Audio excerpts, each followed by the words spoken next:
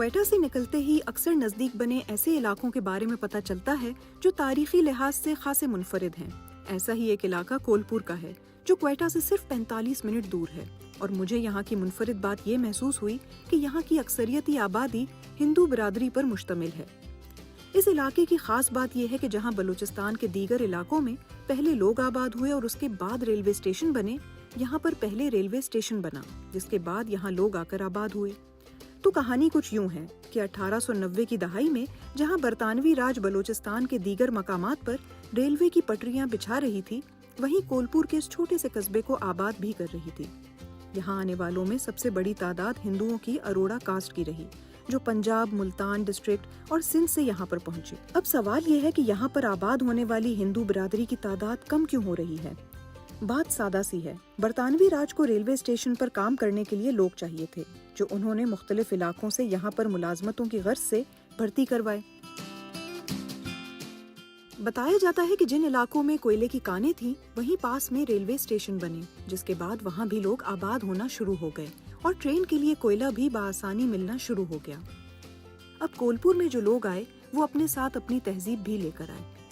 Balochistan gazette کے مطابق یہاں پر آنے والے ہندو مذہب کو تو مانتے تھے ہی، لیکن سکھ مذہب کی بھی عزت کرتے تھے، جس کی وجہ سے یہاں پر گرودوارہ اور مندر ایک ہی جگہ ملتے ہیں۔ کولپور کچھی ڈسٹرکٹ کا حصہ ہے اور بولان بھی اسی میں شامل ہے۔ 1901 میں کچھی ڈسٹرکٹ میں ہندو برادری کی کل آبادی 10,000 سے زیادہ تھی، لیکن اب یہاں پر صرف 30 خاندان ہی آباد ہیں۔ یہاں آنے والوں میں شام لال بھی ہیں، جو اسی علاقے میں کریانے کی دکان چلاتے ہیں۔ یہاں کی آبادی تقریباً کسی دور میں جو ہے تقریباً یہاں پر 100 گھر سے زیادہ تھے ہماری آبادی۔ یہ دکانیں بازار پوری جو ہے ہماری ہندو برادری کی تھی۔ یہیں پاس میں ایک 100 سال پرانا مندر بھی ہے، جس کے در و دیوار اس قدر نازک ہو چکے ہیں کہ اسے اب دوبارہ سے تعمیر کروایا جا رہا ہے۔ جبکہ اسی مندر میں کام کرنے والے ایک بزرگ نے بتایا کہ یہاں ایک زمانے میں کپڑے، کھانے پینے کی اشیاء اور زمین کی خرید و فروخت بھی ہوا کرتی تھی، اور اس کی تمام تر ذمہ داری ہندو برادری کی تھی۔ لیکن پھر حالیہ ادوار میں کاروبار کم ہونے کی وجہ سے لوگوں نے یہاں سے سندھ اور پھر انڈیا کا رخ کیا۔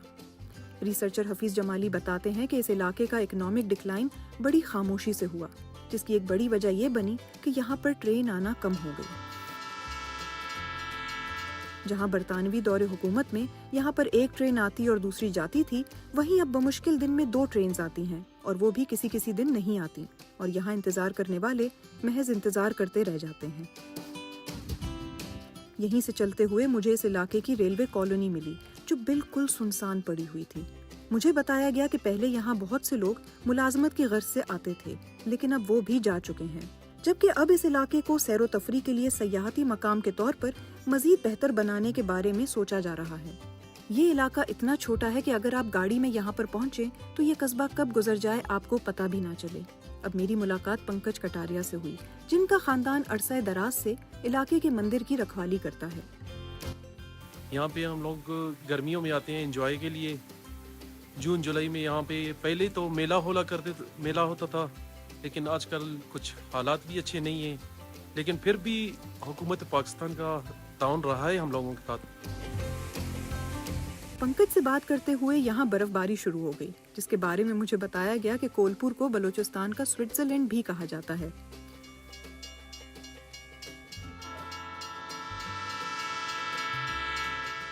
اب بات گھوم پھر کر وہیں آ گئی۔